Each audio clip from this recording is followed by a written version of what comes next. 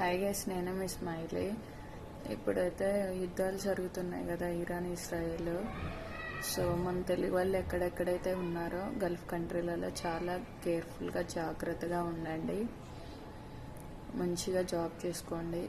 ఎవరితో ఎక్కువ గొడవలు పడకుండా హ్యాపీగా ఉండండి. ఎన్విరాన్మెంట్ మీకు సెట్ అయ్యేలా చూసుకోండి. ఇంకొకటి ఏంటంటే, ఎండలు బాగున్నాయి. చాలామంది హార్డ్ వర్క్ చేసే వాళ్ళే ఉన్నారు ఎండల్లో. గల్ఫ్ కంట్రీలో చేసే ప్రతి ఒక్క తెలుగు వాళ్ళకి చెబుతున్నాను, చాలా జాగ్రత్తగా కేర్ఫుల్గా ఉండండి.